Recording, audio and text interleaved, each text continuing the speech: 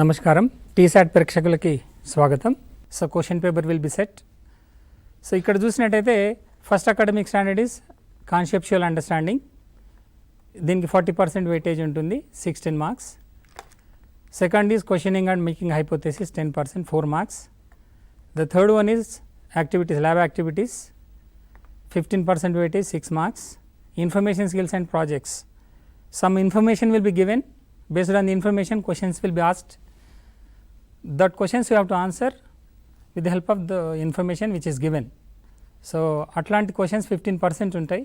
So 6 marks. మనకు drawing అంటే complete drawing ఉండదు.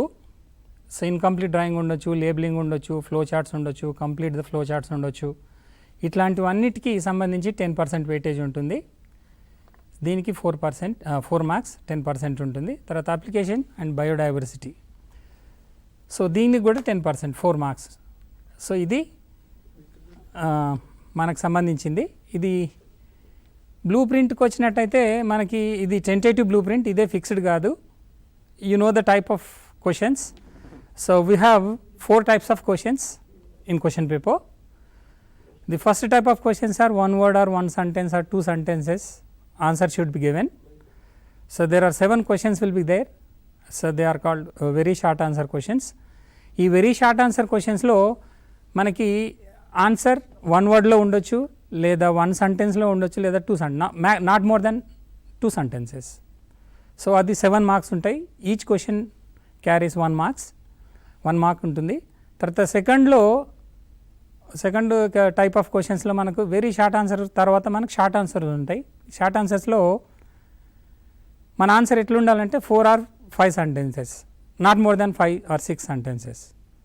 So దీనికి if possible you can draw the diagrams. So there are 6 questions will be there in section 2. So there is no choice. In first section also there is no choice. In second section also there is no choice. In first section all 7 questions you have to answer. In second section also you have to answer all the 6 questions. And third one is essay type of questions. So here you have to, your answer should be more than 10 sentences. So around 14 sentences may be also allowed. So not more than 14 sentences. Okay. So while writing the essay types, while attempting the essay type of answers, you have to be very careful, because you should not write anything. What question he has asked, you have to concentrate that. If he said explain, just you have to explain, no need to draw the diagram. If possible you can draw the diagram, with the help of diagram you can explain it. Write the differences. So just you have to write the differences only, no need to explain there. Like that you have to concentrate the type of question, then you have to answer. So in essay type of questions compulsory you are going to get 2 essays on concept based questions, only concept, explain, differentiate, like that. And the 1 question compulsory you are going to get from lab activity. We have in each first chapter and in second chapter, in 6th chapter and in 7th chapter we have lab activities. Even 4th chapter also we have 1 small lab activity. Even 3rd chapter also we have 2 or 3 small lab activities are there. From that lab activities compulsory you are going to get 1 essay. While attempting the lab activity, just you have to concentrate 4 things. Already in question, in some lab activities there is aim. With the help of aim you can understand what activity is going to ask. Then procedure you have to concentrate. Then after procedure, result and apparatus, sometimes apparatus are chemicals. 4 things you have to remember. Any 2 of them will be asked in examination. So that you have to concentrate while attempting the lab activity essay. And the third one is information skills. 1 pie diagram or 1 chart, 1 table this with information, or 1 diagram will be given. Below that information 4 questions will be asked. So it is very easy to answer the questions. So this type of essays will be asked. There are 3 types of essays. One is explanation, differences, the second one is lab activity, and the third one is information skills. Just you have to analyze the data which is given in the table or which is given in the diagram. With the help of that diagram or with the help of the data which is given in the table, you have to answer the questions. So, these are the fourth type is bit paper. Last half an hour bit paper will be given. 10 bits are there, all bits are of multiple choice MCQ, multiple choice questions, 4 options will be given. Already you are very familiar with that. In summative one already you come across different types of, there are 4 or 5 patterns of MCQ questions will be there. 4 options will be given, that is common MCQ, and the matching may be also given. So, 2 columns will be given. In first column name of the scientist, and the second column their inventions. In first column the organs and their functions, like that. For in first column hormones and their effects, like that. In 2 columns some information will be given, 4 matches will be given, and below that options will be given. You have to choose the best and correct matching. So, that is second type of question, and the next one is odd one out. 3 options are related and 1 distractor will be, that is the answer which will be given. So, you have to answer odd one out and the incorrect pair, correct pair, and identify the correct statements, identify the incorrect statements. There will be 4 statements will be given, out of which 3 statements are correct and 1 statement is incorrect. And if the stem is choose the incorrect statement, you have to choose the incorrect statement, like that. 4 or 5 types of MCQ patterns are there, that type of questions will be asked. This is about question paper, you are very familiar about this. So, let us move on to the chapter. Let us discuss the chapter wise difficult areas. Just look at the slide regarding nutrition. You are very familiar based on the nutrition, mode of nutrition. So, there are 2 types of organisms are there, autotrophs, heterotrophs. You are very familiar, the name itself is indicating autotrophs. Autotrophs are the organisms which can synthesize their own food. So, the definition is given, all the green plants can synthesize, can prepare their own food. And the second category of organisms are heterotrophs. Heterotrophs are organisms those cannot prepare their own food, they get their food from other sources. These are 4 types of organisms are there, but in our syllabus we have only 2. One is parasitic mode of nutrition, and holozoic nutrition is also given in an amoeba, paramecium, and parasitic nutrition Cuscuta example is given, and the saprophytic nutrition is also given. Already in 8th class and 9th class you come across the term symbiotic nutrition. So, these 4 types are heterotrophic mode of nutrition. So, here in first lesson you have to concentrate while preparing the examination, you have to concentrate on the equation of photosynthesis. So, why it is very important? Because here what are the factors are important for the process of photosynthesis? This type of question may be asked. Here for the process of photosynthesis we need 4 factors. If you can write equation, you can see the factors. The first factor is carbon dioxide, the second factor is water, third factor is sunlight. These are all external factors. So, the fourth factor is chlorophyll. The chlorophyll is also one of the important factor which can convert, which can trap light energy, and it can convert it into chemical energy. So, that is why all organisms cannot prepare food materials. The organisms which can have a green color pigment called chlorophyll can prepare their own food, since this green color pigment can trap light energy and can convert it into chemical energy. So, here that is why you have to remember the equation. In equation, if you can remember the equation, you can write the answer. So, then products, here you can see the products. What are the products of photosynthesis? Glucose is the product and the byproduct is oxygen. Okay. Just we have one phone call. So, hello, చెప్పమ్మా ఎవరండి, ఎక్కడి నుంచి call చేస్తున్నారు? మీ పరిచయం చేసుకోండి.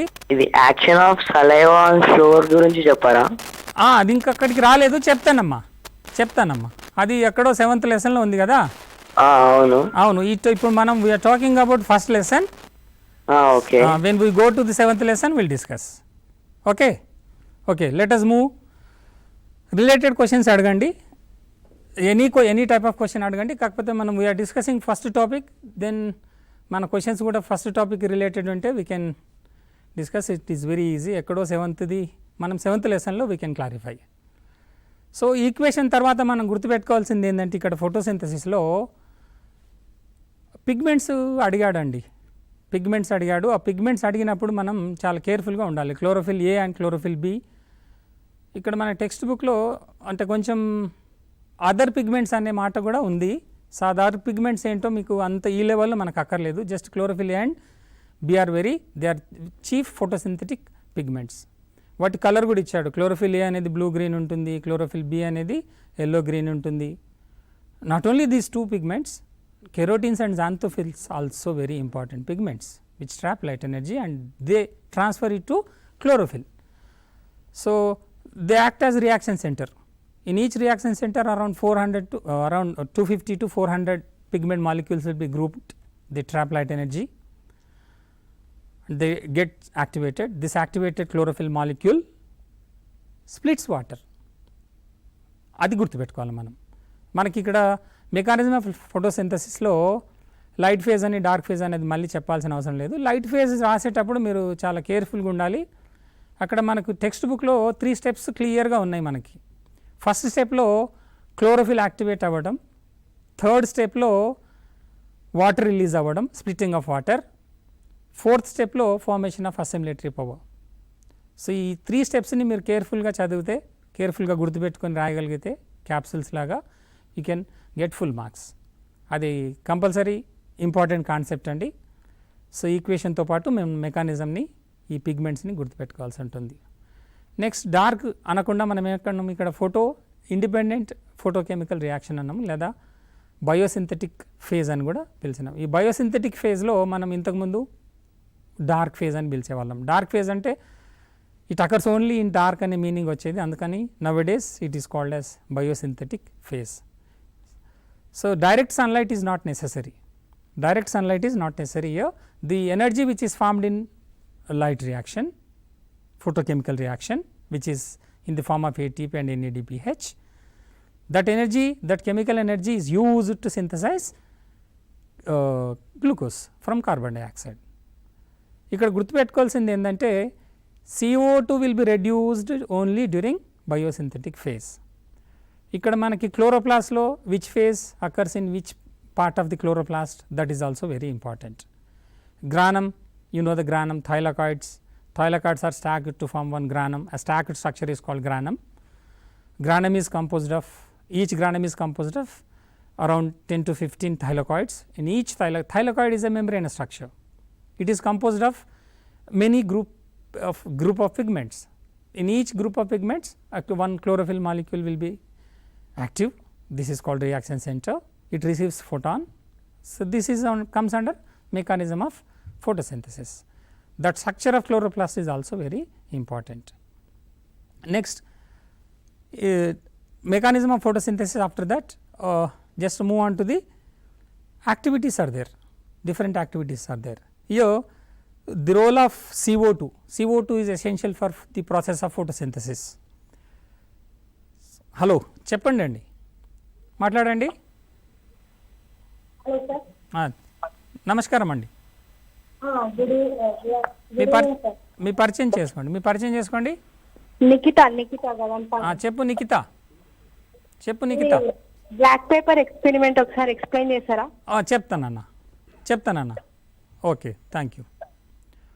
So మనం first experiment ఏంటంటే Moll's half leaf experiment. Moll's half leaf ఎక్స్పెరిమెంట్లో మనకి ఏం కనిపించట్లేదు. సో మనం ఏమి గుర్తుపెట్టుకోవాల్సి ఉంటుంది. మోల్స్ హాఫ్ లీఫ్ ఎక్స్పెరిమెంట్ అనగా what is the aim? The role of CO2 in formation of glucose. So that is to prove the role of CO2 in photosynthesis. That experiment is done. ఇది ఎవరు చేశారు అంటే moles అనే scientist చేశాడు కాబట్టి దాన్ని moles half leaf experiment అంటాం. ఈ ఎక్స్పెరిమెంట్ కూడా చాలా ఇంపార్టెంట్ ఎస్ఏ కోసము. Next hydrilla funnel experiment. ఇక్కడ కూడా మనకి ఏం కనిపించట్లేదు, just name of the plant కనిపిస్తుంది, మనం అక్కడ యూజ్ చేసే ఫనెల్ అంటే ఆపరేటర్స్ కనిపిస్తుంది. సో ఇక్కడ కూడా మనం ఏమేమి ఉంటే ఉద్దేశం ఏంటో గుర్తుపెట్టుకోవాల్సి ఉంటుంది. ఇది ఎందుకు చేస్తారు హైడ్రిల్లా ఫనెల్ ఎక్స్పెరిమెంట్ అంటే to prove that O2 will be release during photosynthesis. అది అనమాట. అది కూడా important activity. Next third activity, ఇప్పుడు ఇంతకుముందు మనకు ఒక క్వశ్చన్ వచ్చింది ఫోన్ ఇన్లో, అది బ్లాక్ పేపర్ ఎక్స్పెరిమెంట్. దీన్ని మనం లైట్ స్క్రీన్ ఎక్స్పెరిమెంట్ అని కూడా పిలుస్తాం. ఈ light screen experiment the role of sunlight in the process of photosynthesis. అంటే సన్లైట్ లేకపోతే గ్లూకోజ్ ఫామ్ కాదు అనేది ప్రూవ్ చేయడం కోసం మనం ఈ బ్లాక్ పేపర్ ఎక్స్పెరిమెంట్ చేస్తాం. ఈ ఎక్స్పెరిమెంట్లో మనం టెక్స్ట్ బుక్లో చాలా క్లియర్గా ఇచ్చాము. బ్లాక్ పేపర్కి మనం ఏదో ఒక షేప్లో లెటర్ కానీ స్టార్ కానీ కట్ చేసి బ్లాక్ పేపర్ని మనం డేలో పెట్టేసి ఒక 5-6 అవర్స్ అట్లాగే పెట్టేసి మనం లీఫ్ని డిటాచ్ చేస్తే అయోడిన్ టెస్ట్ అయితే మనకు ఉంది కదా, అయోడిన్ టెస్ట్ చేస్తే మనకి ఎక్కడైతే బ్లాక్ పేపర్తో మాస్క్ అయి ఉందో అక్కడ స్టార్చ్ ఫామ్ అవ్వదు, since it is not exposed to sunlight. So దీన్ని బట్టి మనకి ఏమవుతుందంటే sunlight is essential for the process of photosynthesis. The part which is exposed to sunlight can synthesize food అనేది ఇక్కడ మనం ప్రూవ్ చేయొచ్చు. ఇది లైట్ స్క్రీన్ ఎక్స్పెరిమెంట్ అంటాము. దీన్ని మనం బుక్లో బ్లాక్ పేపర్ ఎక్స్పెరిమెంట్ అని కూడా అన్నాం. సో ఈ యాక్టివిటీస్, ఈ 4 యాక్టివిటీస్ మీరు థరోగా చదవండి. యాక్టివిటీస్ చదివేటప్పుడు హలో ఒక ఫోన్ వస్తుందండి, రిసీవ్ చేసుకుందాం. చెప్పునానా సార్ ఫోటోసింథసిస్ సన్లైట్ ద్వారానే జరుగుతుంది కదా సార్? అవునండి. Even under the moon light, even under the light also ఏదో ఒక ఫామ్లో లైట్ కావాలి. మనకు తెలుసు energy is in different forms. Sunlight is the only source for the nature. Sunlight లేకపోతే మనకు ఎనర్జీ లేదు. మన ఎలక్ట్రిసిటీ లైట్లో కూడా plants can prepare food. Even moon light కూడా మూన్ లైట్ ఏం లైట్ అండి? సన్ నుంచి వచ్చే లైట్ ఇక్కడ రిఫ్లెక్ట్ బ్యాక్ అవుతుంది. దానిలో కూడా లిటిల్ అమౌంట్ ఆఫ్ ఎనర్జీ ఉంటుంది. అక్కడ కూడా కొన్ని ప్లాంట్స్ ఫుడ్ని ప్రిపేర్ చేసుకుంటాయి. మనం ఇళ్ళల్లో ప్లాంట్స్ పెట్టుకుంటాం కదా, షేడెడ్ ప్లేస్లో ఇంట్లో మనం అలంకరణ కోసం పెట్టుకుంటాం ornamental plants. That plants can live.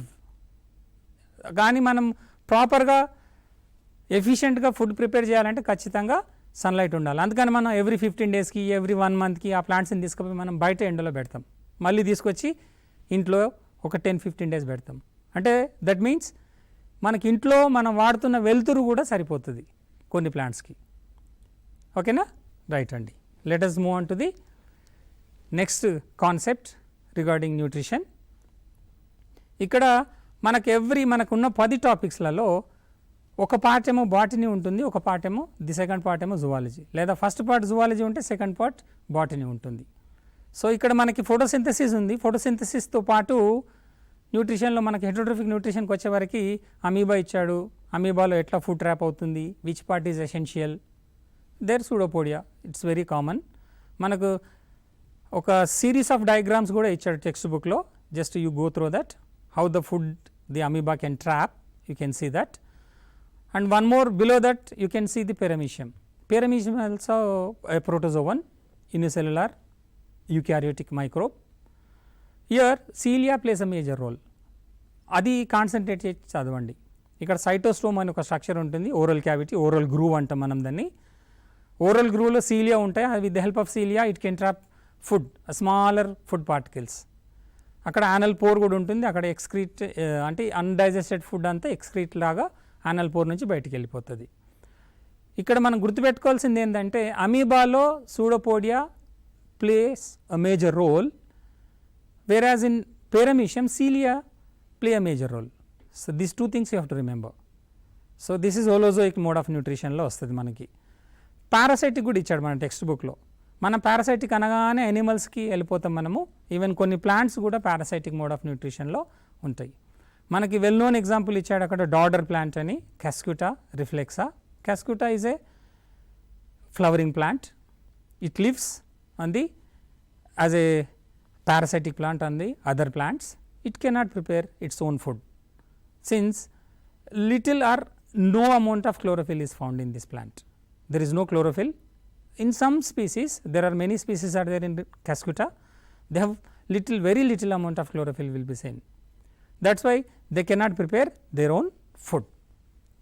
Generally they are colorless, sometimes they are golden yellow color since they do not have any chlorophyll, that is why they cannot prepare. మనం ఇంతకు ముందే మనం ఈ టాపిక్లో చెప్పుకున్నాం క్లోరోఫిల్ ఈజ్ వెరీ ఇంపార్టెంట్ అని. So ఇక్కడ కస్కుటాలో క్లోరోఫిల్ లేదు కాబట్టి అందుకని it cannot prepare its own food. So it lives as a parasitic mode of nutrition. It lives on the other plant. The plant which provide food and shelter to that Cuscuta plant is called host. ఇక్కడ host నుంచి అది ఫుడ్ని తీసుకుంటుందండి. ఇక్కడ మీరు గుర్తుపెట్టుకోవాల్సింది ఏంటంటే ఇక్కడ చాలాసార్లు ఎట్లా క్వశ్చన్ అడుగుతాడంటే ది రూట్స్ అంటే మనకి ఇప్పుడు ఎట్లా ఫుడ్ని అది ఎట్లా ట్రాప్ చేస్తుంది. యానిమల్స్లో అయితే మనకు డిఫరెంట్ ఆర్గాన్స్ ఉంటాయి, మరి ప్లాంట్ పారాసైటిక్ మోడ్ ఎట్లా లీడ్ చేస్తుంది అంటే it can lead by producing haustoria. So haustoria are nothing but they are parasitic roots. With the help of parasitic roots it penetrates the parasitic roots in to the xylem and phloem of the host tissue. Xylem నుంచి water and మినరల్స్ని trap చేస్తుంది, phloem నుంచి organic solvents అంటే ఫుడ్ని suck చేసి it can live. So that roots help to live Cuscuta plant on the host plant. So it lives completely as a parasite. So next మనకి human next కాన్సెప్ట్కి పోయే ముందు ఒక ఫోన్ కాల్ రిసీవ్ చేసుకుందామండి. మాట్లాడండి. హలో సార్, నా పేరు ప్రణతి, చెప్పమ్మా. నిజామాబాద్ నుంచి. ఓకేమ్మా. సార్ ఇప్పుడు నాకు ఒకసారి బ్రెయిన్ గురించి చెప్తారా, బ్రెయిన్ స్ట్రక్చర్? ఇప్పుడు మనము నేను ఇంతకు ముందే చెప్పాను, ఒక్కటి గుర్తుపెట్టుకోండి, మనం అన్ని 10 టాపిక్స్ గురించి మనం మాట్లాడుతూ. ఇప్పుడు మనం ఫస్ట్ టాపిక్లో ఉన్నాం. సాల్ ఆఫ్ ఎ సడన్గా మనం 5th లెసన్కి వెళ్ళిపోం. సో అక్కడికి 5th లెసన్కి వచ్చినప్పుడు I can explain. Just tune చేసి ఉండు, చూస్తూ ఉండు. మనం 5th లెసన్ వచ్చినప్పుడు వినమ్మా. ఇంకేమైనా డౌట్ ఉంటే అప్పుడు కాల్ చేయి తల్లి. ఓకే, నెక్స్ట్ ఇంకా మనం ఫస్ట్ టాపిక్లో ఉన్నాం. జస్ట్ వీ హ్యావ్ టు ఇంకా డిస్కస్ మెనీ కాన్సెప్ట్స్. సో ఇక్కడ హ్యూమన్ డైజెస్టివ్ సిస్టంలో ఇది అంతా మళ్ళీ చెప్పాల్సింది ఏం లేదండి. Mouth to anus you have to remember all the parts in sequence, that is very important. And digestive enzymes, the table is given very clearly.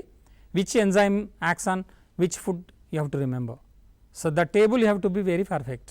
So which gland secretes which enzyme, that enzyme which acts on which substrate you have to remember, and what are the end products also you have to remember. So these are very important. That table you have to remember very carefully. And in the same chapter malnutrition is there. You know the 2 diseases are given, that kwashiorkor and marasmus, and vitamin table is also given. From vitamin table you are going to get bit questions in annual examination. There are many vitamins are there, their chemical names you have to remember, their deficiency disorders also you have to remember. This is regarding first unit. The second, just move on to the second unit.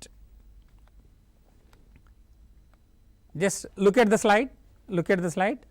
Here in human respiration manaki ikkada pathway of air in humans, that you have to remember. How this air move into the lungs, that pathway you have to remember. And respiration is all in plants also given, and cellular respiration you have to remember very carefully. Cell level lo jarige respiration ni manam cellular respiration antamu. After getting oxygen, and in the presence of oxygen, glucose is completely oxidized. The complete oxidation of glucose in the presence of oxygen is called aerobic respiration. Ikkada just meer equation చూడొచ్చు. ఈ equation లో మనకి glucose ఉంది, oxygen ఉంది. Oxygen ఉన్నప్పుడు కంప్లీట్గా అంటే carbon dioxide water form అవుతుంది, మనకు లార్జ్ అమౌంట్ ఆఫ్ ఎనర్జీ వస్తుంది. 686 కిలో క్యాలరీస్ ఆఫ్ ఎనర్జీ వస్తుంది. ఆ 686 కిలో క్యాలరీస్లో మనకు around 270 kilo calories of energy ATP ఫామ్లో ఉంటుంది. రిమైనింగ్ ఎనర్జీ అంతా 412 kilo calories of energy will be wasted in the form of heat. అది ఏరోబిక్ రెస్పిరేషన్. కొన్ని ఆర్గానిజమ్స్ ఉంటాయి, మైక్రో ఆర్గానిజమ్స్, అందులో ఎనరోబిక్ ప్రాసెస్ ఆఫ్ రెస్పిరేషన్ ఉంటుంది. ఎనరోబిక్ అంటే even in the absence of oxygen మన మజిల్లో జరిగినట్టు మీ బుక్లో ఇచ్చారు, లాక్టిక్ యాసిడ్ ఫామ్ అవుతుంది. మనం రన్నింగ్ చేసేటప్పుడు కానీ హెవీ వర్క్ ఏదన్నా చేసేటప్పుడు మన మజిల్లో పెయిన్ వస్తుంది because of the absence of oxygen. ఎప్పుడైతే ఆక్సిజన్ డెఫిషియన్సీ ఉంటుందో, ఆక్సిజన్ ల్యాక్ ఉంటుందో, మనకు ఆక్సిజన్ అందదో, అప్పుడు మన మజిల్లో ఎనరోబిక్ రెస్పిరేషన్ అవుతుంది. ఆ ఎనరోబిక్ రెస్పిరేషన్లో గ్లూకోజ్ పార్షియల్లీ ఆక్సిడైజ్ అవుతుంది. ఈ పార్షియల్ ఆక్సిడేషన్లో మనకు ఆల్కహాల్ ఎండ్ ప్రొడక్ట్ లాగా ఫామ్ అవుతుంది. మీరు ఈక్వేషన్లో చూడండి, ఇక్కడ గ్లూకోజ్ ఇథైల్ ఆల్కహాల్ లాగా ఫామ్ అవుతుంది. ఎప్పుడు? ఇఫ్ ఇట్ ఈస్ ఈస్ట్ ఉన్నప్పుడు ఇథైల్ ఆల్కహాల్, లాక్టోబాసిల్లస్ అనే బ్యాక్టీరియా ఉన్నప్పుడు లాక్టిక్ యాసిడ్ ఫామ్ అవుతుంది. అదే ఎసిటోబ్యాక్టర్ అనే బ్యాక్టీరియా ఉందనుకోండి, ఎసిటోబ్యాక్టర్ ఉన్నప్పుడు ఎసిటిక్ యాసిడ్ ఫామ్ అవుతుంది. సో అట్లా different energy rich end products form అవుతాయి మనకి ఎనరోబిక్ రెస్పిరేషన్లో. ఇక్కడ little amount of energy will be released. ఇక్కడ చూడండి మీరు, only 56 kilo calories of energy, అంటే ఓన్లీ 2 ATP మాలిక్యూల్స్. ఇక్కడ మనకు తెలుసు 1 ATP molecule can release 7200 calories of, అంటే 7.2 kilo calories of energy. That value also you have to remember. In second chapter you have, there are activities are also there. That activity activities, all the 4 activities are given. Experiments with yeast, అంటే మనం ఈస్ట్ని ఉపయోగించి మనం anaerobic రెస్పిరేషన్లో activity చేసేటప్పుడు heat release అవుతుంది, carbon dioxide release అవుతుంది అని మనం prove చేయడానికి 1 activity is given in text book. Just go through that activity. And the second activity combustion of sugar ఒకటి ఇచ్చాం మనం. అంటే రెస్పిరేషన్కి కంబషన్కి డిఫరెన్సెస్ ఆర్ దేర్. అంటే రెస్పిరేషన్ ఒక సీక్వెన్షియల్ ఆర్డర్లో జరుగుతుంది, ఈవెన్ ఇన్ ది అది లివింగ్ సెల్లో జరుగుతుంది, వాటర్ ఉన్నా జరుగుతుంది. ఎండ్ ప్రొడక్ట్స్ ఇక్కడ కార్బన్ డైఆక్సైడ్ ఎనర్జీ అనేది చెప్తాం మనం. ఇక్కడ కార్బన్ ఇక్కడ మనకు కార్బన్ డైఆక్సైడ్ ఫామ్లో వెళ్ళిపోతుంది. అదే మనం కంబషన్ చేసినప్పుడు కార్బన్ లాగా వస్తుంది, ఎనర్జీ అబ్రప్ట్గా వస్తుంది, దాన్ని మనం కంట్రోల్ చేయలేం. అట్లా కంపేర్ చేస్తూ ఒక చిన్న యాక్టివిటీ ఇచ్చాం మనం. నెక్స్ట్ యాక్టివిటీస్లో మనకి ఇక్కడ ప్లాంట్ రెస్పిరేషన్లో జరిగేటప్పుడు మనకి స్ప్రౌట్స్ తీసుకొని ఒక యాక్టివిటీ ఇచ్చాం. ఒక దానిలోనేమో ఫస్ట్ దానిలో స్ప్రౌట్స్ తీసుకున్నాం, లైమ్ వాటర్ తీసుకున్నాం. So that lime water turns to milky white. అంటే ఇక్కడ sprouts respire and release carbon dioxide అనేది మనం ప్రూవ్ చేస్తున్నాం. అంటే during respiration CO2 will be released అనేది we have to prove by using that experiment, that small lab activity.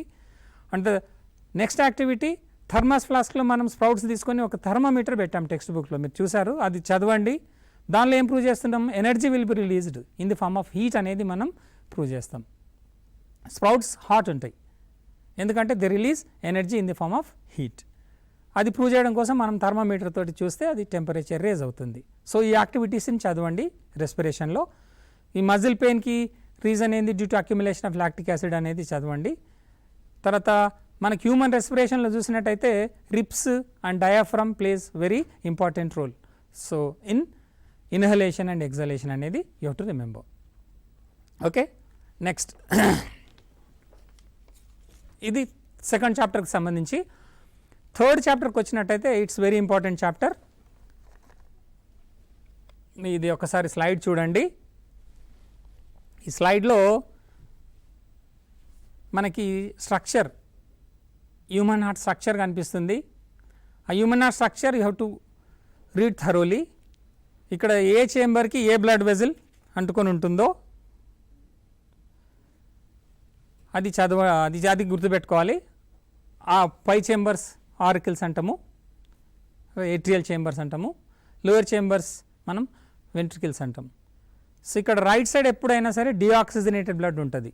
Right side atria, right side ventricle, ఇక్కడ right side, అది గుర్తుపెట్టుకోండి. This is right atrium, this is right ventricle, this is left atrium, this is left ventricle. Right side మొత్తం deoxygenated blood ఉంటుంది, left side మొత్తం oxygenated blood ఉంటుంది. ఈ ఏట్రియంలోకి pre వెంకావా, post Keval వెంకావా, అది మనకు తెలుసు, పూర్వమహాశిరాని పరమహాశిరాని 2 సిరలు రక్తాన్ని తీసుకొస్తాయి. ఆ బ్లడ్ మొత్తం డిఆక్సిజనేటెడ్ బ్లడ్ ఉంటుంది. ఇక్కడ ఈ ఏట్రియల్ చేంబర్స్కి వెంట్రికులర్ చేంబర్స్కి మధ్యలో మనకి వాల్స్ ఉంటాయి. That valves you have to remember, tricuspid valve, bicuspid valve. అట్లాగే మనకి ఇక్కడ రైట్ చేంబర్ నుంచి pulmonary artery, that blood vessel you have to remember. Pulmonary artery arises from which chamber of human heart, అట్లా question అడిగే అవకాశం ఉంటుంది. Right ventricle నుంచి మనకు పల్మోనరీ ఆర్టరీ వస్తుంది. లెఫ్ట్ చేంబర్ నుంచి అయోటా, సిస్టమిక్ అయోటా అరైజ్ అవుతుంది. అట్లా మనం ఇది డీటెయిల్గా చదివితే మన క్వశ్చన్ ఎట్లా వచ్చినా వీ కెన్ ఆన్సర్. సో అది స్ట్రక్చర్ చాలా ఇంపార్టెంట్. మన క్వశ్చన్ బిట్లో రావచ్చు, ఎస్ఏలో రావచ్చు, 2 మార్క్స్ రావచ్చు, ఎట్లయినా రావచ్చు. తర్వాత ఇక్కడ మనకి ఇదే టాపిక్లో ఇంపార్టెంట్ ఏంటంటే కార్డియాక్ సైకిల్. ఇది మనకి ఎస్ఏ లాగా వచ్చే స్కోప్ ఉంటుంది. మనకు స్ట్రక్చర్ ఆఫ్ హార్ట్ తెలిస్తే మనకు cardiac cycle easy to remember. ఇక్కడ లబ్ డబ్ అని 2 సౌండ్స్ వస్తాయి. లబ్ ఎప్పుడు వస్తుంది, డబ్ ఎప్పుడు వస్తుంది, అది గుర్తుపెట్టుకోండి. ఇక్కడ ట్రైకాస్పిడ్ వాల్వ్, బైకాస్పిడ్ వాల్వ్ రెండు క్లోజ్ అయినప్పుడు మనకి లబ్ అనే షార్ప్ సౌండ్ వస్తుంది. ఎందుకంటే మనకు వెంట్రికల్స్ కాంట్రాక్ట్ అయినప్పుడు ఆ మళ్ళీ ఈ బ్లడ్ బ్యాక్ ఫ్లో అవ్వకుండా ఏట్రియల్ చేంబర్స్లోకి వెళ్ళకుండా ఆ రెండింటి మధ్యలో ఉండే వాల్వ్స్ క్లోజ్ అవుతాయి. ఆ క్లోజ్ అయినప్పుడు మనకు షార్ప్ సౌండ్ వస్తుంది. ఆ షార్ప్ సౌండే మనం డబ్ అంటాం. సో అప్పుడు బ్లడ్ వెజల్ ఎక్కడికి బ్లడ్ వెజల్లోకి బ్లడ్ వెళ్ళిపోతుంది వెంట్రికల్స్ నుంచి. మళ్ళీ ఇవి రిలాక్స్ అయినప్పుడు డయాస్టోలిక్ మూమెంట్లో మళ్ళీ రిలాక్స్ అవుతాయి మజిల్స్. హార్ట్ చేంబర్స్ అన్ని ఆల్ 4 చేంబర్స్ రిలాక్స్ అయినప్పుడు మళ్ళీ బ్యాక్ ఫ్లో అవ్వకుండా బ్లడ్ వెజల్స్ నుంచి బ్లడ్ లోపలికి రాకుండా హార్ట్లోకి తిరిగి రాకుండా మనకి ఇక్కడ సెమిల్యూనార్ షేప్డ్ వాల్వ్స్ ఉంటాయి, అవి క్లోజ్ అవుతాయి. అప్పుడు మనకు డల్ సౌండ్ వస్తుంది, అది డబ్. చెప్పండి అమ్మా. హలో, మాట్లాడండి. మాట్లాడమ్మా. హలో హలో, నమస్తే అమ్మా. చెప్పమ్మా. సార్ లింఫాటిక్ సిస్టమ్ గురించి ఎక్స్ప్లెయిన్ చేయండి సార్ కొంచెం. Okay, very good very good, చెప్తానమ్మా. ఓకే, ఇది కరెక్ట్. మనం ఇదే టాపిక్లో ఉన్నాం ఇప్పుడు. నెక్స్ట్ అదే చెప్పబోతున్నాను నేను. గుడ్ అమ్మా, చెప్తాను నేను. కార్డియాక్ సైకిల్ తర్వాత మనం ఇక్కడ single circuit circulation, double circuit circulation గుర్తుపెట్టుకోండి. సింగిల్ సర్క్యూట్ సర్క్యులేషన్ ఓన్లీ ఫిష్లో ఉంటుంది. డబుల్ సర్క్యూట్ సర్క్యులేషన్లో మనకు పల్మోనరీ సర్క్యులేషన్ ఉంటుంది, సిస్టమిక్ సర్క్యులేషన్ కూడా ఉంటుంది. ఇది అన్ని ఎక్సెప్ట్ ఫిష్, రిమైనింగ్ కార్డియేట్స్ అన్నిట్లో మనకి ఇది కనిపిస్తుంది. బ్లడ్ ప్రెషర్ గుర్తుపెట్టుకోండి. Systolic pressure, diastolic pressure 120/80 that is normal blood pressure. అంతకంటే ఎక్కువైతే హై బీపీ అంటాము. బ్లడ్ కోయాగులేషన్ మనకి ఈక్వేషన్ ఉంది, 2 ఈక్వేషన్స్ ఉన్నాయి. ఇవి చాలా ఇంపార్టెంట్. ఇది కూడా ఎస్ఏకి ఇంపార్టెంట్ మనకి. అది చదవండి. ఆ 2 ఈక్వేషన్ చాలా క్లియర్గా ఉంది టెక్స్ట్ బుక్లో. థ్రాంబోకైనేజ్ అనే ఎంజైమ్ ఏం చేస్తుంది, మనకి ప్రోథ్రాంబిన్ని థ్రాంబిన్ లాగా కన్వర్ట్ చేస్తుంది. ఆ థ్రాంబిన్ ఏం చేస్తుంది, ఫైబ్రినోజ్ అనే ఇన్యాక్టివ్ ఫార్మ్ ఆఫ్ ప్రోటీన్ని ఫైబ్రిన్ అనే ఒక నెట్వర్క్ స్ట్రక్చర్ని ఫామ్ చేస్తుంది. అక్కడ ప్లేట్లెట్స్ అన్ని అక్యుములేట్ అయ్యి బ్లడ్ కోయాగులేట్ అవుతుంది. అది చాలా క్లియర్గా ఉంది బుక్లో, అది చదవండి. That is important for SA. Next ఆర్టరీస్కి వీన్స్కి డిఫరెన్సెస్ చదవండి. ఈ ఆర్టరీస్కి వీన్స్కి డిఫరెన్సెస్ అడిగే అవకాశం ఉంది మనకు. 1 మార్క్ కానీ 2 మార్క్ కానీ వచ్చే అవకాశం ఉంది. ఈ ప్లాంట్స్లోకి వచ్చిన అందులోనే మనకి ఈ సర్క్యులేషన్లోనే ఇంతకుముందు మన క్వశ్చన్ వచ్చింది లింఫాటిక్ సిస్టమ్. ఇక్కడ లింఫ్ అంటే ఏంటంటే మనకు ట్రాన్స్పోర్టేషన్లో ఆక్సిజన్ క్యారీ చేస్తుంది, ఫుడ్ని క్యారీ చేస్తుంది, హార్మోన్స్ని క్యారీ చేస్తుంది బ్లడ్. చెప్పండి. Hello hello hello sir, good afternoon. Good afternoon అండి. సార్ లింఫాటిక్ సిస్టమ్ చెప్పరా? అదే చెప్తున్నాను, నువ్వు వినట్లేదు. లింఫ్ అనేది ఆర్బీసీ తప్ప కొన్ని ప్రోటీన్స్, ప్లాజ్మా ప్రోటీన్స్ తప్ప మిగతా అన్ని బ్లడ్లో ఉన్న కాంపోనెంట్స్ అన్నీ అందులో ఉంటాయి. అంటే ప్లాజ్మా ఉంటుంది, డబ్ల్యూబీసీ ఉంటుంది, ల్యూకోసైట్స్ ఉంటాయి. మన లింఫ్లో ఏముండదు అంటే ఆర్బీసీ ఉండదు, ఎర్ర రక్త కణాలు ఉండవు, కొన్ని ప్రోటీన్లు ఉండవు. ప్లాజ్మాలో కొన్ని ప్రోటీన్లు ఉంటాయి, ఆ కొన్ని ప్రోటీన్లు తప్ప, ఎర్ర రక్త కణాలు తప్ప మిగతావన్నీ ఉంటాయి. ఇది ఎర్ర రక్త కణాలు రక్త కేశనాళికల నుంచి బయటికి రావు, కెపిలరీస్ నుంచి బయటికి రాదు. ఈ ఆక్సిజన్ని క్యారీ చేస్తుంది, ఫుడ్ని క్యారీ చేస్తుంది, బ్లడ్ హార్మోన్స్ని క్యారీ చేస్తుంది. ఇవన్నీ టిష్యూ వరకు పోవాలా, టిష్యూ వరకు పోతాయి. ఆ టిష్యూ ఈ కెపిలరీస్ నుంచి, కెపిలరీస్ వాల్స్ చాలా థిన్ ఉంటాయి. ఆ థిన్ కెపిలరీస్ నుంచి ఈ కంపోనెంట్స్ అన్నీ బయటకు వస్తాయి. గ్లూకోజ్ బయటకు వస్తుంది, హార్మోన్స్ బయటకు వస్తాయి, తర్వాత ఆక్సిజన్ కూడా బయటకు వస్తుంది అన్నమాట, హిమోగ్లోబిన్తో ఉన్న ఆక్సిజన్. ఇక్కడ ఆర్బీసీ రాదు, ఇంకేం రాదు, కొన్ని ప్రోటీన్స్ రావు, ప్లాజ్మాలో ఉండే కొన్ని ప్రోటీన్స్ రావు. సో అట్లాంటి దాన్ని మనం ఈ టిష్యూ ఫ్లూయిడ్ అని కూడా అంటాం, మనం లింఫ్ అంటాం దాన్ని. అంటే లింఫ్లో ఏంటి, లింఫ్కి బ్లడ్కి తేడా ఏంది, బ్లడ్లో ఆర్బీసీ ఉంటుంది, సమ్ ప్రోటీన్స్ ప్లాజ్మా ప్రోటీన్స్ ఉంటాయి. లింఫ్లో ఈ 2 తప్ప మిగతావన్నీ ఉంటాయి. దీన్ని లింఫ్ అంటాము. దీనికి సపరేట్ సిస్టమ్. ఇది లింఫాటిక్ సిస్టమ్ అనేది ట్రాన్స్పోర్ట్ సిస్టంలో ఒక ప్యారలల్ సిస్టమ్, బ్లడ్ సర్క్యులేటరీ సిస్టమ్కి ఒక ప్యారలల్ సిస్టమ్. ఇది మనకి ఇమ్యూనిటీలో కూడా ఉపయోగపడుతుంది. దీనికి సపరేట్ వెజల్స్ ఉంటాయి, తర్వాత లింఫ్ నోడ్స్ కూడా ఉంటాయి. మనకు బాడీలో డిఫరెంట్ పార్ట్స్లో లింఫ్ నోడ్స్ ఉంటాయి, అవి కలెక్ట్ చేస్తాయి లింఫ్ని. మళ్ళీ ఇవి వీనస్ సిస్టమ్కి ప్యారలల్గా ఉంటాయి, అంటే మళ్ళీ తిరిగి ఇది బ్లడ్లోకి కలుస్తుంది. వేస్ట్ మెటీరియల్స్ అన్నీ కలెక్ట్ అవుతాయి. మనకు తెలుసు రెస్పిరేషన్లో ఆక్సిజన్ ఏమో హిమోగ్లోబిన్ నుంచి పోతుంది, కార్బన్ డైఆక్సైడ్ ఏమో కొంత అమౌంట్ హిమోగ్లోబిన్ తోడిపోతుంది, మిగతాది బైకార్బోనేట్ ఫామ్లో ప్లాజ్మా తీసుకుపోతుంది. సో ఇదంతా మనకి వేస్ట్ మెటీరియల్ అంతా లింఫ్ ద్వారా కూడా కొంత వేస్ట్ మెటీరియల్ బయటికి పోయే స్కోప్ ఉంటుంది. దీనిలో డబ్ల్యూబీసీ ఉంటుంది కాబట్టి ఇది మనకి ఇమ్యూనిటీలో చాలా కీ ప్లే ఉంటుంది. ఒక ఫోన్ కాల్ ఉంది, రిసీవ్ చేసుకుందాం. చెప్పండి అమ్మా. Hello. Hello sir, good afternoon sir. Good afternoon అమ్మా. సార్ లింపాటిక్ సిస్టమ్ గురించి చెప్పరా? అదే చెప్తున్నాను. సో ఈ ప్యారలల్ సిస్టమ్ వీనస్ సిస్టమ్ కంటే సిరా వ్యవస్థకి ప్యారలల్గా ఉండేదే మనకి లింఫాటిక్ సిస్టమ్. దీనికి సపరేట్ బ్లడ్ వెజిల్స్ ఉంటాయి. లింఫ్ అంటే ఏంటో గుర్తుపెట్టుకోండి. లింఫ్ వెజిల్స్ ద్వారా లింఫ్ ఫ్లో అవుతుంది, అంటే ఈ టిష్యూ ఫ్లూయిడ్ అని కూడా పిలుస్తాం మనం దీన్ని. ఇది మళ్ళీ సర్క్యులేటరీ సిస్టంలోకి బ్యాక్ వస్తుంది. వేస్ట్ మెటీరియల్స్ అంతా డిస్కార్డ్ అవుతుంది. మళ్ళీ ఈ సిరా వ్యవస్థ ద్వారా మళ్ళీ తిరిగి మెయిన్ స్ట్రీమ్లోకి, మెయిన్ సర్క్యులేటరీ సిస్టంలోకి వస్తుంది. దీన్నే మనం లింఫాటిక్ సిస్టమ్ అంటాం. ఇది ప్యారలల్గా బ్లడ్ సర్క్యులేటరీ సిస్టంతో పాటు ఈ లింఫ్ సిస్టమ్ కూడా పనిచేస్తుంది. దీనికి సపరేట్గా వెజిల్స్ ఉంటాయి, సపరేట్గా నోడ్స్ ఉంటాయి. మనం తెలుగులో వీటిని ఏమంటామంటే శోషరస కోటరాలు అంటాం. ఓకే, సో దీంతో ఇది లింఫాటిక్ సిస్టమ్. అదొక్కటి అంత చాలు మనకి 10th లెవెల్లో. ఇంకా డీటెయిల్గా చదవాలంటే మనం ఫర్దర్ ఇంటర్మీడియట్లో కానీ డిగ్రీలో కానీ చూస్తాం మనం దాన్ని. ఓకే, ప్లాంట్స్లో చూసినట్టయితే ట్రాన్స్పోర్టేషన్ ఇన్ ప్లాంట్స్లో ఇక్కడ రూట్ ప్రెషర్ వెరీ ఇంపార్టెంట్ అండి. సో రూట్ ప్రెషర్ అంటే రూట్ హెయిర్స్ అనేవి ఉంటాయి, unicellular, tubular, thin structures. These structures absorb water with the help of osmosis. So osmosis వల్ల వాటర్ రూట్లోకి ఎంటర్ అయినప్పుడు రూట్లో ఉండే జైలంలో pressure, certain amount of pressure will be created. That pressure is called root pressure. Root pressure అంటే ఏంటి? Pressure which is created due to osmotic entry of water in to the root hair. ఈ pressure ఎక్కడ create అవుతుంది అంటే xylem, root జైలంలో create అవుతుంది. That pressure is called root pressure. The root pressure plays a key role in transportation of water, ascending movement of water. దాంతోపాటు ఇది సరిపోదు మనకి. ఇది ఎందులో ఉంటుందంటే స్మాల్ హెర్బ్స్లోనే రూట్ ప్రెషర్ ఉంటుంది. సైంటిస్టులు ఏం డిస్కవర్ చేశారంటే టాల్ ప్లాంట్స్లో పెద్ద పెద్ద ట్రీస్ కొన్ని 200 ఫీట్స్ ఉంటాయి. ఆ 200 ఫీట్స్లో ప్లాంట్స్లో రూట్ ప్రెషర్ నిల్. మరి అట్లాంటి దానిలో ట్రాన్స్పోర్టేషన్ ఎట్లా అవుతుంది? అందులో ఏ మెకానిజం ఉందంటే ట్రాన్స్పిరేషన్ పుల్ అనేది ఒక మెకానిజం ఉంది. ఈ ట్రాన్స్పిరేషన్ పుల్లో adhesion cohesion main role play చేస్తాయి. తర్వాత కంటిన్యూయేషన్ ఆఫ్ వాటర్ కాలమ్ అనేది మెయిన్ కీ రోల్ ఉంటుంది. ట్రాన్స్పిరేషన్ జరగటం వల్ల వాటర్ అంతా లీవ్స్ నుంచి ఎవాపరేట్ అవుతుంది. ఎప్పుడైతే leaves when they lose water from their cells, అప్పుడు ఏం చేస్తాయి? They get water from the adjacent cells. Xylem నుంచి వాటర్ని తీసుకుంటాయి. ఏ xylem? Leaf xylem. Leaf xylem ఏం చేస్తుంది? ఎప్పుడైతే వాటర్ లాస్ అవుతుందో దాని పక్కన ఉండే బ్రాంచెస్ నుంచి తీసుకుంటుంది. ఆ బ్రాంచెస్ ఎక్కడి నుంచి తీసుకుంటాయి? స్టెమ్ నుంచి తీసుకుంటాయి. స్టెమ్ ఎక్కడికి వెళ్ళి తీసుకుంటుంది? రూట్ నుంచి తీసుకుంటాయి. So like this a continuous water column is created. So with the help of this continuous water column, water is moving upward against gravitational pull. ఎందుకు ఇక్కడ ఇంపార్టెంట్ కీ రోల్ ఏంది అంటే ట్రాన్స్పిరేషన్. మీకు ట్రాన్స్పిరేషన్ అంటే ఏందో తెలుసు, loss of water in the form of vapour from the aerial parts of the plant body.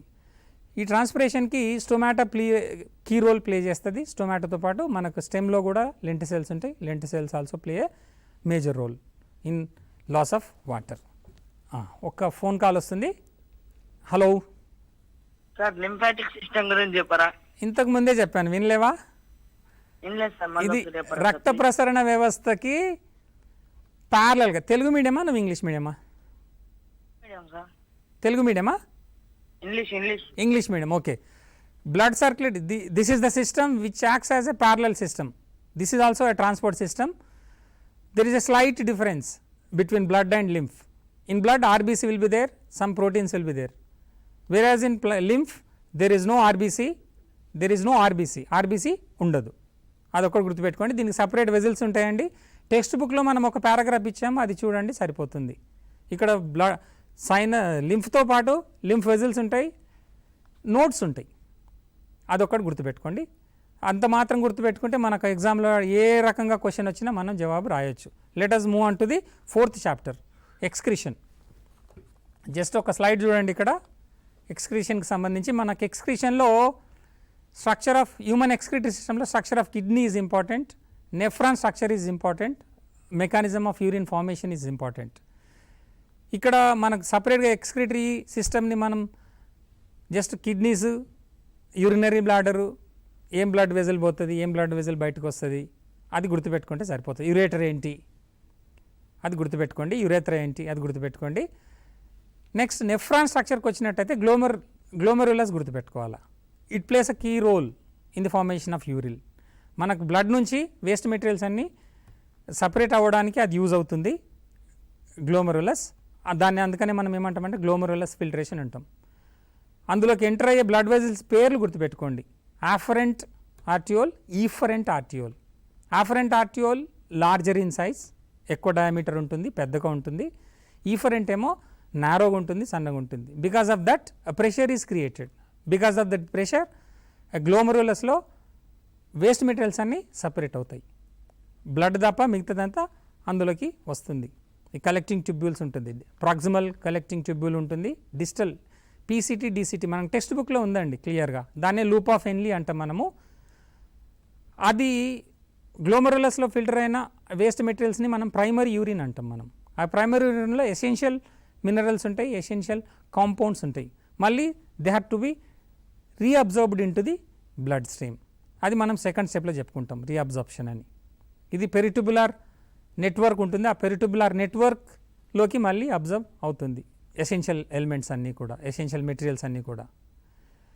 Next secretion అంటే potassium, excess ఉన్న పొటాషియం కానీ, సోడియం కానీ, క్లోరైడ్ అయాన్స్ కానీ మళ్ళీ ఈ కలెక్టింగ్ ట్యూబ్యూల్లోకి మళ్ళీ సెక్రేట్ అవుతాయి బ్లడ్ స్ట్రీమ్ నుంచి. దాన్ని థర్డ్ స్టెప్ లాగా చెప్పుకుంటాం. సో యాజ్ అ రిజల్ట్ మనకు ఫైనల్గా ఏమొస్తుంది, వాటర్ అంతా రీఅబ్జర్వ్ అయ్యి మినరల్స్, కొంత మినరల్స్, వేస్ట్ మెటీరియల్స్ ఉన్న యూరిన్ని మనం హైపర్టోనిక్ యూరిన్ అని పిలుస్తాం. అది ఫోర్త్ స్టెప్. సో ఇది చాలా ఇంపార్టెంట్ అండి. Glomerulus filtration, tubular reabsorption, tubular secretion, formation of hypertonic urine. తర్వాత మనకు తెలుసు kidneys plays a major role. Waste materials అన్నీ కూడా అవే ఫిల్టర్ చేస్తాయి. మనకి యూరిన్ తయారయ్యేది కిడ్నీలో కాదు, అది ఒక్కటి గుర్తుపెట్టుకోవాలా. క్వశ్చన్ బిట్ పేపర్లో అడిగే అవకాశం ఉంది. లివర్లో ఫామ్ అవుతుంది యూరిన్. యూరిన్ ఎప్పుడు కూడా లివర్లో ఆర్నిథిన్ సైకిల్ అని ఒకటి జరుగుతుంది.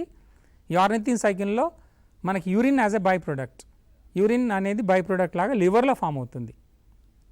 మనకి ఇక్కడ కిడ్నీస్ ఏం పని చేస్తాయంటే బ్లడ్లో ఉన్న యూరిన్ని సపరేట్ చేస్తుంది. అది only kidney is a filtering organ. Waste materials అన్నీ కూడా కిడ్నీస్ ఫిల్టర్ చేస్తాయి. ఇన్ కేస్ కిడ్నీస్ ఫెయిల్ అయితే they do not function normally if they fail to filter waste materials from the blood stream. అప్పుడు ఏమవుతుంది, చనిపోయే ప్రమాదం ఉంటుంది. అందుకని ఇట్లాంటి వ్యక్తులకి మనం ఏం చేయొచ్చు అంటే డయాలిసిస్ ఒకటి ఉంది, కిడ్నీ ట్రాన్స్ప్లాంటేషన్ ఒకటి ఉంది. ఈ 2 మెథడ్స్ మనం టెక్స్ట్ బుక్లో ఇచ్చాము, అవి ఒకసారి చూడండి. తర్వాత ఎక్స్క్రీషన్ ఇన్ అదర్ ఆర్గనిజమ్స్ అని ఒక టేబుల్ ఉంది. అండ్ మనం ఫైనల్ ఫైలం పేర్లు ఇచ్చాము. ప్లాటిహెల్మింథిస్లో ఏంటి, నీడేరియాలో ఏంటి, నిమాటిహెల్మింథిస్లో ఏంటి, అనెలిడ్స్లో ఏంటి, అది ఖచ్చితంగా ఎగ్జామ్లో వచ్చే స్కోప్ ఉంది. ఆ టేబుల్ ఒకసారి గుర్తుపెట్టుకోండి. ఓకే, నెక్స్ట్ ప్లాంట్స్లో ఎక్స్క్రీషన్కి వచ్చేవరకు ఈ సెకండరీ మెటబాలైట్స్ అంటాం. ప్రైమరీ మెటబాలైట్స్ అంటేనేమో గ్లూకోజ్ అండి. మనకు మెటబాలిక్ యాక్టివిటీస్ ద్వారా ఫుడ్ ఫామ్ అవుతుంది, ఆ ఫుడ్ని మనం ప్రైమరీ మెటబాలైట్ అంటాము. మనకు మెటబాలిక్ యాక్టివిటీస్ అయిన తర్వాత as a by product secondary metabolites form అవుతాయి. మన టెక్స్ట్ బుక్లో ఒక 4-5 టైప్స్ ఆఫ్ మెటబాలైట్స్ ఇచ్చినాము, సెకండరీ మెటబాలైట్స్. అందులో ఆల్కలైడ్స్ ఇంపార్టెంట్, టానిన్స్ ఉన్నాయి, రెజిన్స్ ఉన్నాయి, గమ్స్ ఉన్నాయి, లేటెక్స్ ఉంది. ఇవన్నీ కూడా సెకండరీ మెటబాలైట్స్ కింద చెప్పుకుంటాం. ఎందుకంటే ప్రైమరీ మెటబాలైట్స్ మెటబాలిజంలో వేస్ట్ మెటీరియల్స్ లాగా బై ప్రొడక్ట్స్ లాగా ఫామ్ అవుతాయి. ఇవి ప్లాంట్స్కి అవసరం లేవు, కానీ మనకి they are very important. They have their own economical importance for human beings. Alkaloids table ఉంది, ఏ ప్లాంట్ నుంచి ఏ పార్ట్ ఆల్కలైడ్ని, ఏ ఆల్కలైడ్ని, ఆ ఆల్కలైడ్ పేరు గుర్తుపెట్టుకోండి, ఆ ప్లాంట్ పేరు గుర్తుపెట్టుకోండి. టానిన్స్ ఏ ప్లాంట్స్లో ఉంటాయి, అవి ఏం రోల్ చేస్తాయి. రెజిన్స్ ఏం ప్లాంట్స్లో సెక్రెట్ అవుతాయి, అవి ఏం రోల్ చేస్తాయి. గమ్స్ ఎక్కడ ఉంటాయి, లేటెక్స్ ఏంటి, ఇవి గుర్తుపెట్టుకోండి, సరిపోతుంది. సో దీంతో మనం 4th చాప్టర్ అయిపోతుంది. నెక్స్ట్ 5th వచ్చినట్టయితే ఒకసారి స్లైడ్ చూడండి. ఈ 5th చాప్టర్లో కోఆర్డినేషన్ అనే చాప్టర్లో ఇంతకుముందు మన క్వశ్చన్ వచ్చింది. న్యూరాన్ అయితే మనకు తెలుసు, structure of neuron, you come across this structure of neuron in 8th class, మనకు 9thలో కూడా వచ్చినట్టుంది. So very simple. ఇది cyton is a cell body, అది గుర్తుపెట్టుకోండి. డెండ్రైట్స్ ఉంటాయి, న్యూక్లియస్ ఉంటుంది సైటాన్లోనే. తర్వాత 1 ఇలాంగేటెడ్ స్ట్రక్చర్ ఉంటుంది, దాన్ని మనం యాక్సాన్ అంటాము. ఇక్కడ మైలిన్ షీత్ ఉంటుంది. మైలిన్ షీత్ కంటిన్యూస్గా ఉండకుండా అక్కడక్కడ నోట్స్ లాగా ఉంటుంది, వాటిని నోట్స్ ఆఫ్ రణ్వీర్ అంటాము. ఈ యాక్సాన్ ఎండింగ్లో ఉండే వాటిని నెర్వ్ ఎండింగ్స్ అంటాం. ఎప్పుడైనా న్యూరాన్స్ ఎప్పుడు కూడా నర్వ్స్లో ఇవి టెలిఫోన్ వైర్ల లాగా ఉంటాయి. Dendrites of one neuron are connected with the nerve endings of the adjacent neuron. So అక్కడ మనకి సైనాప్స్ అనేది ఫామ్ అవుతుంది. అంటే సైనాప్స్ వేటి మధ్య ఫామ్ అవుతుంది అంటే డెండ్రైట్స్కి నర్వ్ ఎండింగ్స్కి మధ్యలో ఒక న్యూరాన్ యొక్క డెండ్రైట్స్ ది అడ్జసెంట్ న్యూరాన్ యొక్క నర్వ్ ఎండింగ్స్తో మధ్యలో ఇట్లా లూప్ లాగా ఫామ్ అవుతే దాన్ని మనం సైనాప్స్ అని పిలుస్తాం. అది కూడా టెక్స్ట్ బుక్లో ఉంది, అది చదవండి. Next types of nerves, there are 3 types ఉన్నాయి మనకి, ఆఫరెంట్, ఈఫరెంట్, మిక్స్డ్. అది easy to remember. Next reflex arc ఉంది, అంటే మనకు బ్రెయిన్ కంట్రోల్ లేకుండా మన బాడీలో జరిగే యాక్టివిటీస్ అన్నీ కూడా స్పైనల్ కార్డ్ కంట్రోల్లో ఉంటాయి. అంత ఇన్ఫర్మేషన్ అంటే ఆల్ ఆఫ్ ఎ సడన్గా మన జరిగేవి అకస్మాత్తుగా మన బాడీలో జరిగే వాటికి రెస్పాన్స్ ఇచ్చేది బ్రెయిన్ కాదు. థింక్ చేసి మనం యాక్ట్ అవ్వం, రియాక్ట్ అవ్వం, రెస్పాన్స్ ఇవ్వం. కొన్ని రెస్పాన్సెస్ కొన్ని స్పైనల్ కార్డ్ చేస్తుంది, వెన్నుపాము చేస్తుంది. అట్లాంటి వాటిని మనం రిఫ్లెక్స్ ఆర్క్ అని పిలుస్తాం మనము. అది కూడా టెక్స్ట్ బుక్లో క్లియర్గా ఉంది, అది చదవండి. మనకి ఇంతకుముందు మనకు ఫోన్ ఇన్లో ఒక క్వశ్చన్ వచ్చింది, మనకు అడిగారు బ్రెయిన్ గురించి ఎక్స్ప్లెయిన్ చేయండి సార్ అని.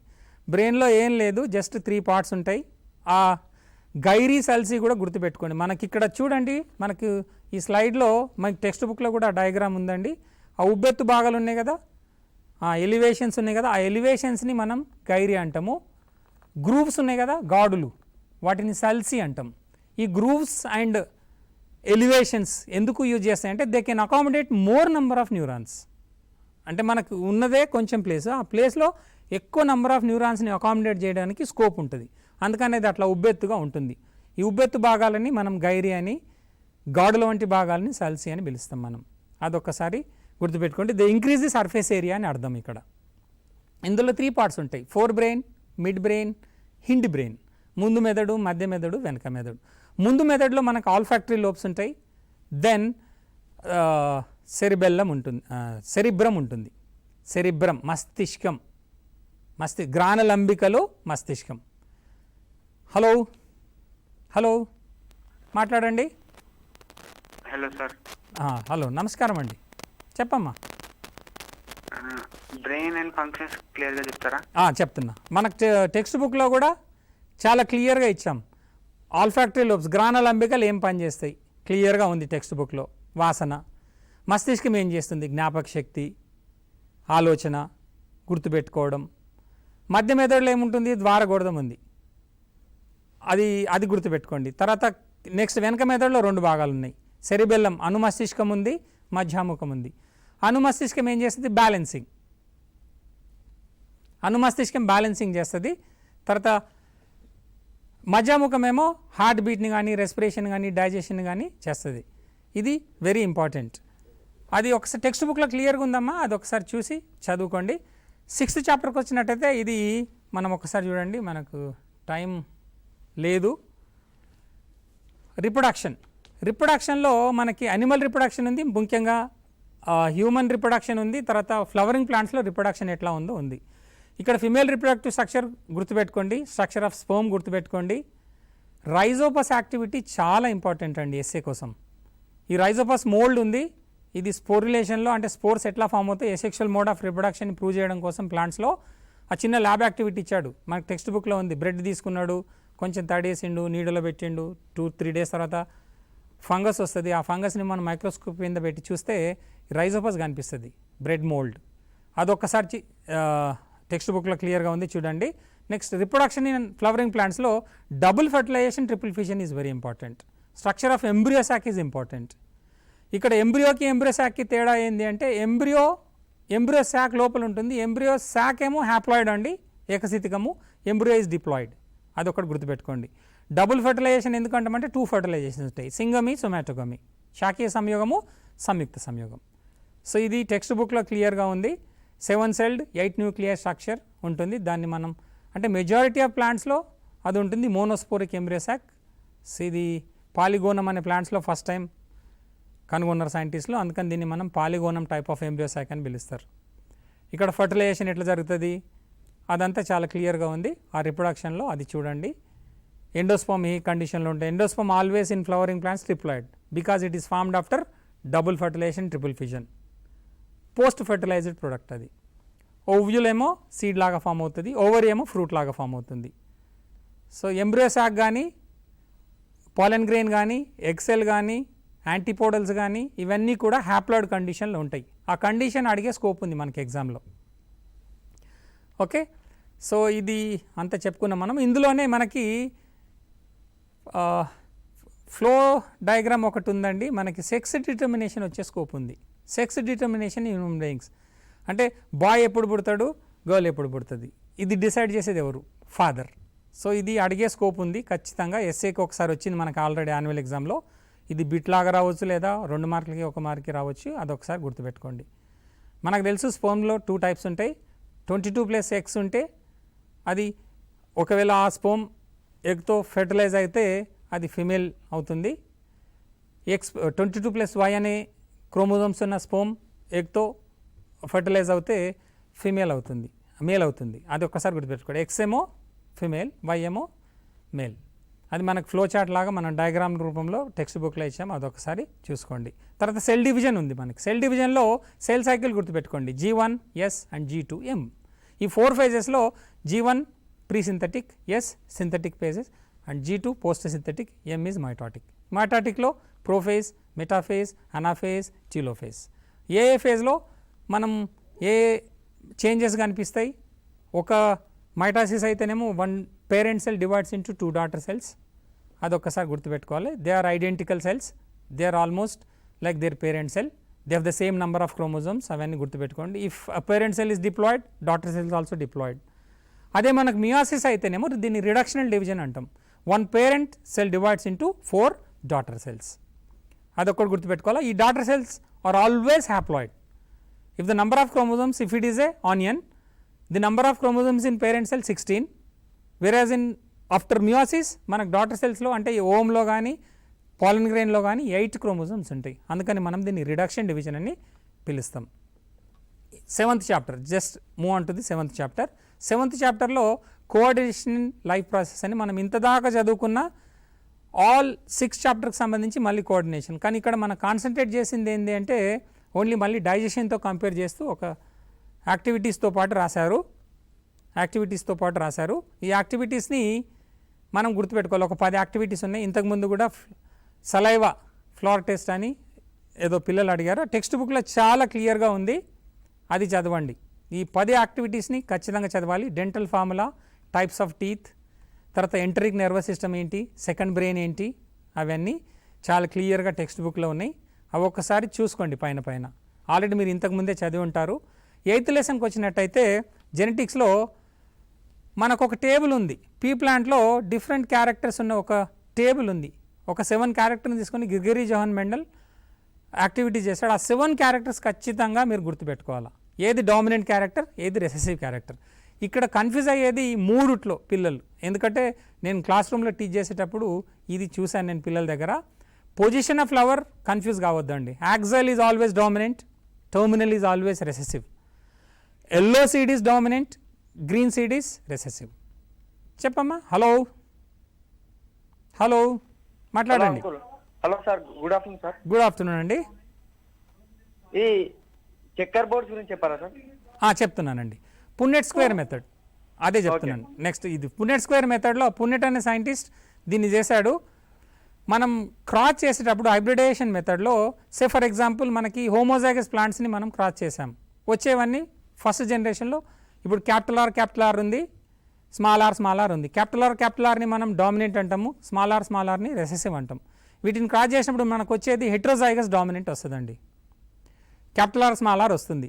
దీన్ని మనం మళ్ళీ సెల్ఫ్ పాలినేట్ చేసినప్పుడు, సెల్ఫ్ క్రాస్ చేసినప్పుడు 2 డిఫరెంట్ టైప్ ఆఫ్ గ్యామెట్స్ వస్తాయి. దీన్నే మనం సెకండ్ లాలో చెప్తాం, మనం లా ఆఫ్ సెగ్రిగేషన్ అని, ఆ law of purity of gametes అని చెప్తాం మనం. అట్లా చెప్పేటప్పుడు 2 గ్యామెట్స్ని మనం ఇక్కడ క్యాపిటల్ ఆర్ స్మాల్ ఆర్ అట్లా తీసుకొని చేసినప్పుడు ఆ డబ్బాల మాదిరిగా రాస్తాం కాబట్టి దాన్ని చెక్కర్ బోర్డ్ అని పిలుస్తాము. క్యాపిటల్ ఆర్ ఫస్ట్ దానిలో వస్తుంది, దాని సైడ్ దానిలో క్యాపిటల్ ఆర్ స్మాల్ ఆర్ వస్తుంది, మళ్ళీ ఇక్కడ దీని కింద క్యాపిటల్ ఆర్ స్మాల్ ఆర్ వస్తుంది, స్మాల్ ఆర్ వస్తుంది. మన టెక్స్ట్ బుక్లో చాలా క్లియర్గా ఉంది.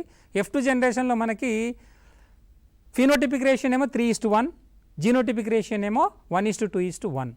అది చెక్కర్ బోర్డ్ తోటి చేస్తే చాలా క్లియర్గా వస్తుంది. దీన్ని ఎందుకు చెక్కర్ బోర్డ్ అంటామంటే మనం ఒక డబ్బా కొట్టి గ్యామెట్స్ అక్కడ పెట్టి మేల్లో వచ్చే గ్యామెట్స్ అని ఒక సైడు, ఫిమేల్లో వచ్చే గ్యామెట్స్ అని ఒక సైడ్ వేసి మనం ఆ గ్యామెట్స్ని మనం డబ్బాలలో రాస్తే మనకు 4 ప్లాంట్స్ వస్తాయి మోనో హైబ్రిడ్ క్రాస్లో. మనకు 10th లెవెల్లో మోనో హైబ్రిడ్ క్రాసే ఉంది.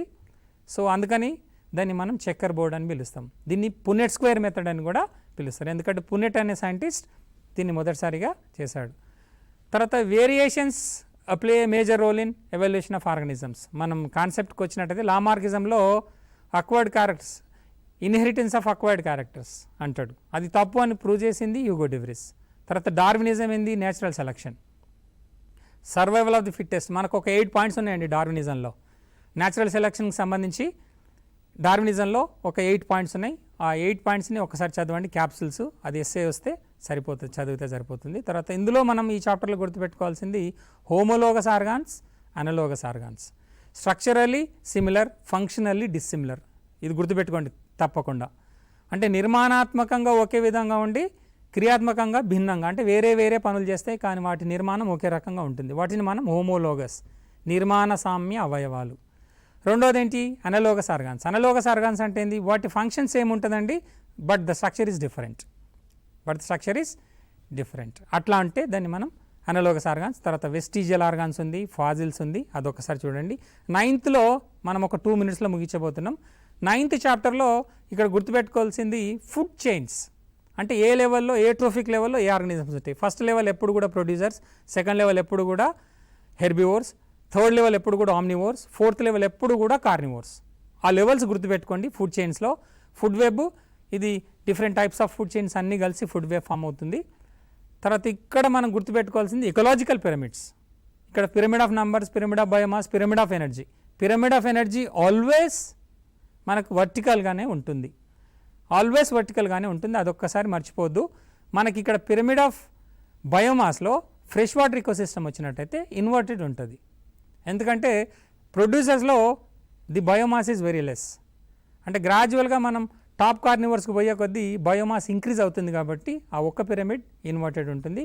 Then pyramid of numbers in forest ecosystem కూడా ఇన్వర్టెడ్ ఉంటుంది. This two, except this two, all the pyramids are vertical. అదొకటి గుర్తుపెట్టుకోవాలి. నెక్స్ట్ 10th చాప్టర్కి వచ్చినట్టయితే మనకి ఇక్కడ గ్రాఫ్స్ ఉన్నాయి, పై డయాగ్రామ్స్ ఉన్నాయి, జస్ట్ అనాలిసిస్ ఇస్తాడు. హలో నమస్కారం అండి, మాట్లాడండి, చెప్పమ్మా. Hello sir. హలో నమస్తే, మాట్లాడమ్మా, హలో చెప్పు. ఇప్పుడు ఎక్స్ప్లెయిన్ చేసి మళ్ళీ ఎక్స్ప్లెయిన్ చేయరా సార్? ఏది నాన్న, హలో ఏది ఎక్స్ప్లెయిన్ చేయాలి?